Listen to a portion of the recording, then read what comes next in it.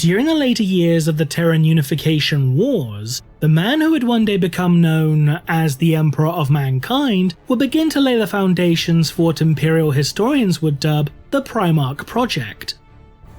Utilizing DNA harvested from both himself and a perpetual named Erda, the Emperor, with the aid of the geneticist Amar Astarte, sought to create a number of genetically enhanced superhuman warriors to serve as his generals over the course of his upcoming Great Crusade, a military campaign that sought to unite all of humanity's lost colony worlds under the banner of the Emperor's nascent Imperium of Man. These Primarchs, as they would come to be known, were designed to be far larger, stronger, faster and more durable than a typical human, in addition to boasting incredible charisma and unmatched cognitive abilities, becoming living embodiments of the very best that humanity had to offer from both a physical and intellectual standpoint. But before the Primarch project could be completed as intended, a tear within the very fabric of reality would open within the heart of the Emperor's gene labs, dragging the gestation pods containing the embryonic forms of the Primarchs into the depths of warp space and scattering them across the vast expanse of the galaxy. Despite this monumental setback, the Primarch project still managed to bear fruit, for the Emperor would utilize genetic samples that had been previously harvested from each of the Primarchs to create a new type of mass-produced transhuman super soldier, one that would come to supplant and replace the now obsolete and dangerously unstable Thunder Warriors, the Space Marines of the Legiones Astartes. 20 Space Marine legions would be created by the Emperor's geneticists, with each legion's genetic template being derived from a different Primarch, which in turn would often grant the warriors of each legion a number of unique psychological and sometimes even biological quirks. In time, as the Emperor's Great Crusade made its way across the galaxy and integrated more and more worlds into the Imperial fold, the Primarchs would, one by one, be rediscovered and reunited with the Emperor, before going on to eventually take command of their respective legions.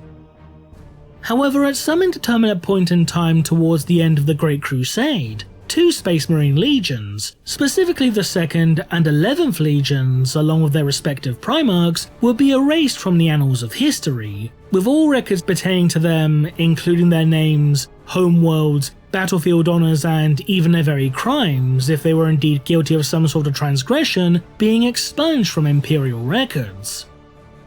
Not only this, but the very identities of the 2nd and 11th Primarchs would be wiped from the minds of their brothers who, despite being able to remember that they had indeed existed, would be unable to recall their names or even what they looked like.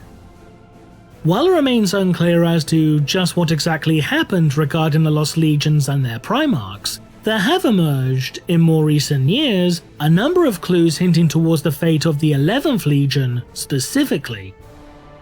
So what fate could have befallen the 11th Legion and its Primarch? It has been heavily implied at multiple points throughout Imperial history that the 6th Legion of the Legiones Astartes, the Space Wolves, was somehow implicated in the downfall of the 11th, due in part to Leman Russ, the 6th Legion's Primarch, often referring to himself as the Emperor's Executioner. As it stands, it would appear that this particular rumour may in fact contain some kernel of truth to it. As detailed within the novel The Wolf Time, Hastius Vychellan, a custodian from the sect known as the Emissaries Imperatus, would appear to confirm during a conversation with custodian tribune Acturius Maldavar Colquan that the Space Wolves, along with the Custodes, did indeed have a hand in whatever fate ultimately befell the 11th Legion, as detailed with the following quote. Speculation. If Guilliman was to turn on the Emperor, then the Space Wolves would be one of his first opponents. The history of the 10,000 with the 11th Legion is a reminder of that. Why would Guilliman be so keen to arm and expand such an obstacle to his ambition?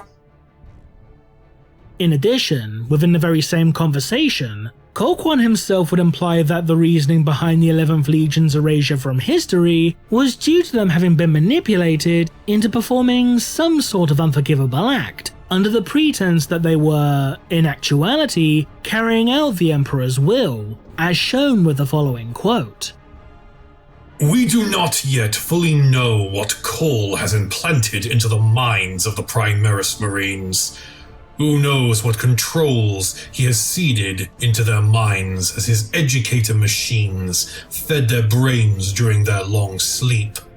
And as the history you refer to proves more than anything, loyalty to the Emperor can be directed to ill ends by manipulation and lies. There is even some minor evidence to suggest that the 17th Legion of the Legiones Astartes, the Word-Bearers, could have also been partially responsible for the downfall of the 11th Legion.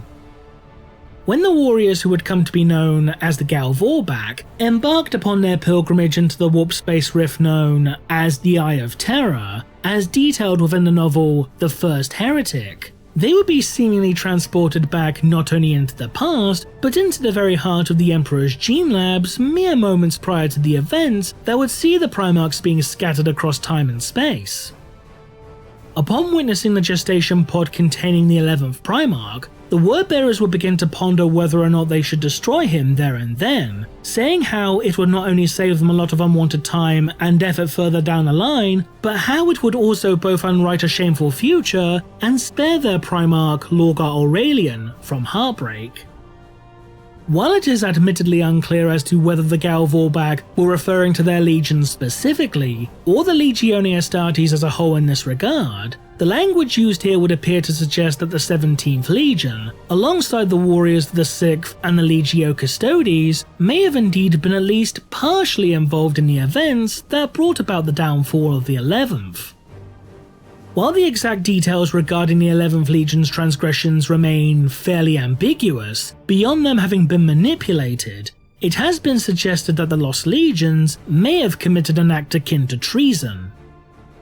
After all, as detailed within the short story Chamber at the End of Memory, Rogal Dorn, the Primarch of the Imperial Fists, after relearning the fate of the Lost Primarchs, would lament over the fact that if the Lost Primarchs were indeed present and active during the events of the Horus Heresy, then the Loyalists would have already lost the war, implying that one, or possibly even both of the Lost Legions, had or at least could have turned traitor.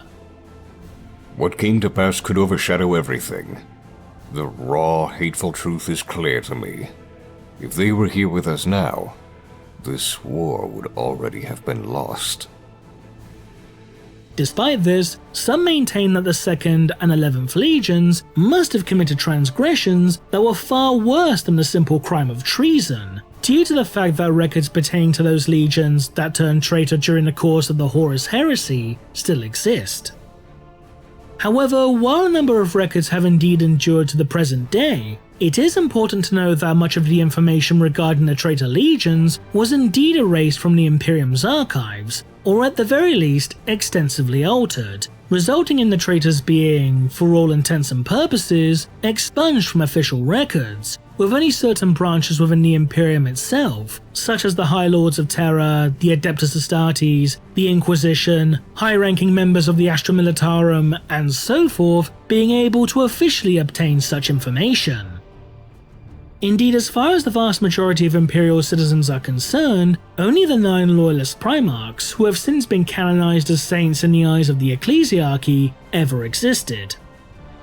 In either case, Chamber at the End of Memory would heavily insinuate, if not outright confirm, that the Space Marines of both the 2nd and 11th Legions would be subjected to intensive mind-wiping procedures before being integrated into the ranks of both the Imperial Fists and Ultramarines legions. For according to Malcador the Sigillite, the Regent of Terror, the warriors of the Lost Legions were, quite frankly, far too valuable an asset to simply discard out of hand. However, whether or not these Lost Legionaries would have retained their original gene seed, or if their progenoid glands would have been surgically removed and replaced with new ones that had been derived from the genetic template of their new legions, is still a matter for debate.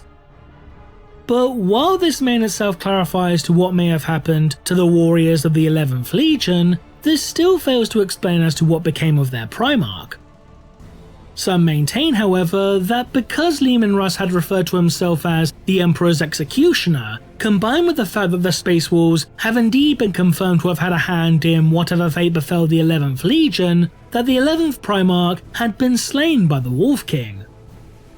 However, while this would initially appear to be a fairly reasonable assumption to make, it should be noted that, according to the novella Wolf King, Russ, prior to his duel with Magnus the Red, the Primarch of the Thousand Suns, didn't think it was even possible for a Primarch to die, and would only believe that Magnus himself had perished due to the Thousand Suns Primarch being torn apart by a storm of magical energies which spirited his legion away to the demon world of Sortiarius, although Magnus himself would indeed manage to survive his apparent destruction, albeit altered. So instead of being slain in combat, or even executed for whatever transgression he may have committed, it's entirely possible that the 11th Primarch may have simply been, for want of a better term, incarcerated. According to the 9th edition Custodes Codex, the hallowed vaults beneath the Imperial Palace upon Terra are said to contain within them a being known simply as Subject 11. Because this person, if it can indeed be called as such, has been designated as Subject 11, some have suggested that this could very well be one of the Lost Primarchs. While this may initially seem a somewhat unlikely possibility, there does exist evidence to at least partially support such a hypothesis. Indeed, prior to the onset of the Siege of Terra, as Rogal Dorn oversaw the fortification of the Imperial Palace, a work crew would inadvertently uncover a pair of hidden chambers that had been marked with the numbers 2 and 11, the Legion numbers of the Lost Primarchs, and in doing so would accidentally trigger a number of psychically based booby traps which had been presumably placed there in order to prevent anyone from entering said chambers and uncovering any secrets that lay within, or perhaps even to deter anyone inside them from leaving. After speaking with Malcador and learning the truth regarding his lost brothers, Dorn would order for these two chambers to once again be buried and forgotten. As such, it's entirely possible that following in the wake of the siege, the Custodes could have secretly spirited the 11th Primarch away from his chamber, if he was indeed imprisoned within it, before relocating him to the Hallowed Vaults whilst the Imperial Palace was in the midst of being repaired and rebuilt. But whether or not the 11th Primarch was, or indeed is still alive at this point in time, is another matter entirely, for it's possible that Subject 11 could simply be referring to the 11th Primarch's corpse, which in itself could serve as a raw supply of genetic material for possible experimentation.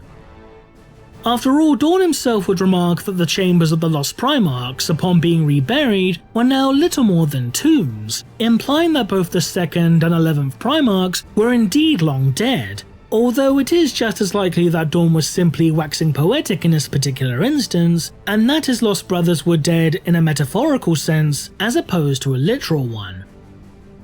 That being said, however, it's worth pointing out that the throne of Malcador the Sigillite is shown to incorporate two decorative skulls within its construction, with each skull being adorned with a numeral, specifically that of 2 and 11, insinuating that these macabre ornaments had once belonged to the Lost Primarchs. However, whether or not these are truly the skulls of the Lost Primarchs, or if they are merely symbolic ornamentation, is an altogether different matter. Admittedly though, the fact that Subject 11 shares a number with one of the Lost Primarchs could be nothing more than a simple coincidence, and instead could be an altogether different entity. But if Subject 11 is indeed the 11th Primarch, and not only that but is in fact still alive, then one has to wonder as to what could happen should Rabute Guilliman, the sole loyalist Primarch currently active within the Imperium, learn of his existence. Would there be any sort of happy reunion between the two brothers, or would the Lord Commander of the Imperium leave his forgotten sibling to rot out of spite? We will never know for certain. What do you think? Leave a comment below, and thanks for watching.